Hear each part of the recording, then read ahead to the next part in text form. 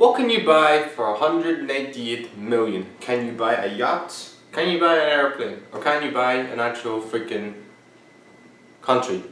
Or you could just buy a football player for Barcelona and go to PSG in France for that amount of money. What's up guys, it's Nat here and welcome back to another Transfer Society video where the transfer record has been absolutely smashed.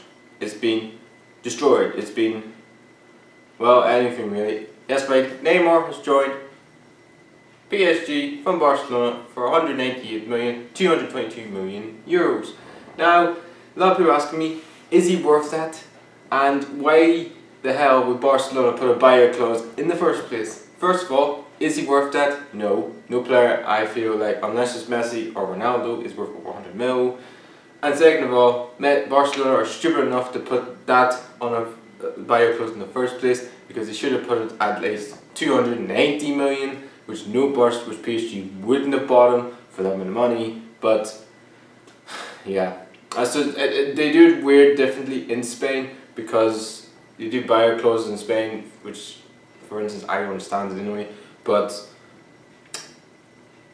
you know, it's PSG got one of the best players in the world, because Neymar is right now. Apart from Messi and Ronaldo, he for me is third best player in the world when I'm making this video and this moment in time. So what will PSG bring? He's going to bring in quality. He's going to bring goals. He's going to bring leadership to that team, and the biggest one of all, he is the face of Brazil, and he's going to be the face of Ligue 1. And also the matter is, can PSG now fight for the Champions League, which they have been sort of, I wouldn't say fighting for it, but they're more like a woman trying to look at a pair of shoes. I want that, but I can't get that. So I think this is for me PSG's time now to win the Champions League, and with Neymar and also some of these players they brought in as well this summer, and the players that we have in the squad, this is their time. But we're waiting to see that for PSG. But ultimate transfer, sensational transfer for PSG to get, for me, the furthest player in the world this time, Messi and Ronaldo. I'll see how he does at PSG. I think he's going to do well. I think he will suit the league. It's a skillful league, Ligue 1. That's why Depay went there. That's why Payet went back. So I think it's a really good transfer for PSG. And while Barcelona now sold them, they looks like they're going to try and bring players into it, because they have 198 million right now, 222 million euros right now. They can go and buy Hazard. They can go buy any world-class player if they want to right now, Barcelona. So yeah, we're waiting that one really. And Nacho is now left Manchester City and went to Leicester City. That's right, he's left one city to go to another. And this is a really good signing from Leicester to bring in El Nacho, who has been, I'm really surprised Man City got rid of him, because he's a real talent. You look at his goals per minutes ratio, is better than all the best strikers in the Premier League right now. Better than Harry Kane, better than Giroud, better than Sanchez, better than Diego Costa, who looks like he's on the verge of going back to Atletico Madrid. Better than all them players. Astonishing, to say the least, from El Nacho. So they brought in a sensational player, Leicester. And the fact of the matter is, I think this guy could be one of the signings of the summer, El Nacho, to go to Leicester. He reminds me so much. He's more like a better version of he's more like a younger version of Jamie Vardy. I would say a better version, a younger version of Jamie Vardy. He's 10 years younger than Jamie Vardy. So when Vardy's sort of, you know, he's probably got another 3 or 4 years left in him. But this guy could play for another 10 years for Leicester, unless Manchester City buy him back, which there is a buyback option in his contract for around 50 million. So we watch that space, but that's a sensational sign for Leicester. He will score goals for Leicester, and I'm picking Leicester to do well this season, unlike last season where they just, I don't know what happened. Matic is now gone to Manchester United for 40 million pounds. That's a lot of money. The two Manchester clubs are just spending money left, right, centre, up, down, everywhere really. And Manchester United needed a good holding midfield player. They haven't really had a great holding midfield player since Paul Scholes, Roy Keane back then, but now they have that in Matic. Now, with Matic now being bottom by United, does that mean Herrera and Fellaini are circling to requirements? Maybe so. I don't think Herrera is, but I do think Fellaini is. He's been linked with Galatasaray all summer. He's linked with some more Turkish clubs. I think Fenerbahce is another. So this is a really good sign for Manchester United. I'm really surprised Chelsea got rid of Matic. I know they brought in Bakayoko, and then I'm looking at some other players to replace Matic. But I'm really surprised they got rid of Matic. You know, him and Kante last season for Chelsea were standing in that twosome in that defence midfield. They bought this read off, the Boylanders they read off was incredible. They had a great partnership. Now Matic is going to go on to Manchester United.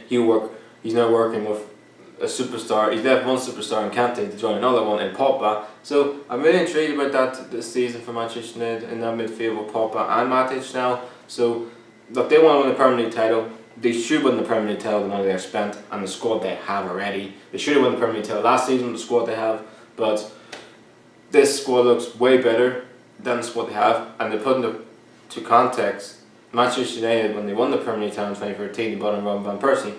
And I think they brought another player, I don't know who the other player was.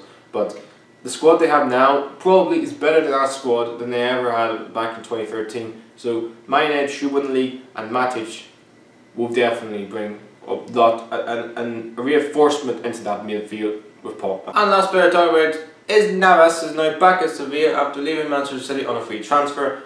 Next signing, he said once is home, always is home.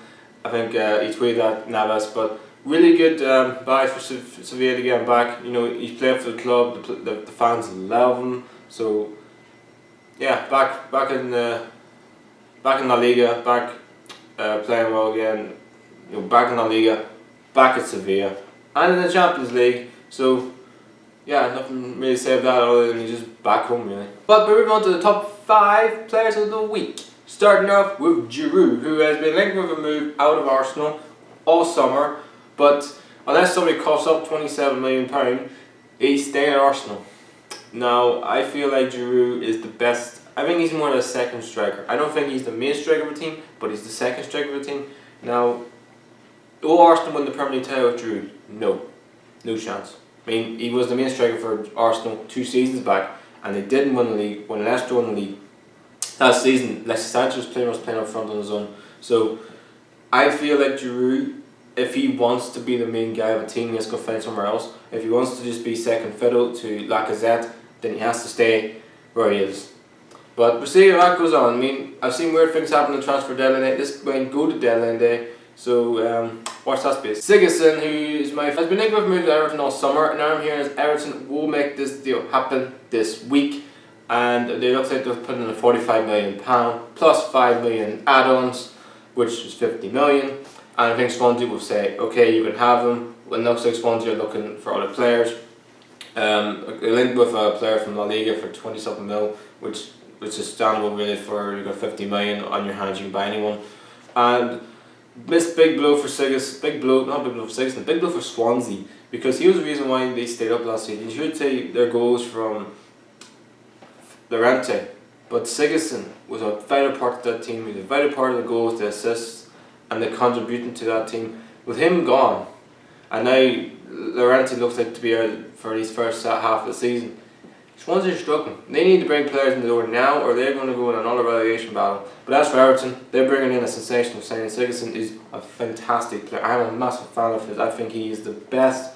For me, I think right now, I know this is a big statement, but I think he's better than Kevin De Bruyne. Now, let me just hear that. Kevin De Bruyne is a great player, but he has still not done it in the Premier League. He hasn't grasped the Premier League with both hands. He should be fucking fighting for that league, Man City. But Sigurdsson, for me, massive fan of his. And if Everton do get him, which looks like they are, looks like 60%, 75% chance they are, they're bringing in a great player. And I think it's going to be very interesting to see what Everton do this season. But Sigurdsson, for me, will leave Swansea. Coutinho, who had been linked with a move to Barcelona, with Neymar now going to PSG for a club record fee. Now this Barcelona's main 3 contenders they want is Coutinho is one of them. So is Dybala, and the other guy I'll come up to in a second. But Coutinho has been linked with all moves since Neymar has been linked with PSG. Now Barcelona now want to bring Coutinho in because they want to play on the wing position. They want to play him in midfield because I think that's where he's best suited, is midfield. And I feel like Barcelona will get this done because Coutinho wants to go to Barcelona. Whether you know it, it's Barcelona, one of the biggest clubs in the world, one of the huge, it's actually a massive club in the world. So I feel like Barcelona will get Coutinho, and if it's going to cost around £180 million, €120 million, I'm hearing, then that's the way money is now. That's the way the players right now. For you're going to buy in the best players in the world, the top quality players, top quality, and he is top quality. You have to spend at least over 100 million. I didn't think a million years. I say over 100 million, even nearly 200 million for a player. It's right now happening in front of our eyes. So I think Coutinho, for me, will go to Barcelona. Number 4 is Dembele at Borussia Dortmund. He's another player at Manchester. He's been another player. He's the third player that I said could be going to Barcelona. Now he's a young player. I think he's only 20 years old. He's got so much ability. I've watched him play for Dortmund last season. He's a sensation. He's got pace. He's got so much tools to his game that I never thought I'd see. But he has been sensational. If Barcelona do get him, I still think maybe they should go and get Coutinho more than him. I'm not to do if Coutinho is a better player than Dembele. It's more that Dembele's still learning. He's only 20. Coutinho, I think, is 27, 28 years old. So he's got 8 years more experience, and he's playing for one of the biggest clubs in Liverpool. So he played for Liverpool in 4 years. Dembele's only had 1 season at Dortmund. So I don't think Barcelona will get Dembele. I think maybe in the future, yes, they will. If, for instance, Messi retires or Suarez leaves. But I feel like Dembele will go to Barca or even Real Madrid, for that matter, in the future. I don't think it'll be now. So that for me, number 4. I don't think will happen. And then number 5, the last player, is Danny Drinkwater, who has been linked with a move to Chelsea. Chelsea are interested in him. After they sold Matic, they want a replacement for Matic. They did bring in Bakayoko, but Bakayoko will miss the first 4 or 5 games due to his injury if he picked up from Monaco at the end of the season. So they needed more defensive midfielder because they loaned Ruben Loftus-Cheek. They got rid of Chalobah, who's now at Watford. So they don't really have a midfielder at this moment in time. You could say Fabregas could play in that position, but then would Antonio Conte trust him in there? So that's a big risk. But Danny Drinkwater, I think, will do the job for him because, okay, you could say he had a horrific season last season for Leicester, but he still won the Premier League, and it was for me the best midfield player, along with Conte, in that midfield when they did win the league. So I think that'd be a very exciting if Chelsea do get that deal done, and yeah, it's going to be interesting to see how Danny Drinkwater will do in Chelsea if he does go. It's going to be interesting. So guys, that's the end of the Transfer Society for this episode. Put in the comments down below what you guys think. Please like, subscribe, and outro. Peace out.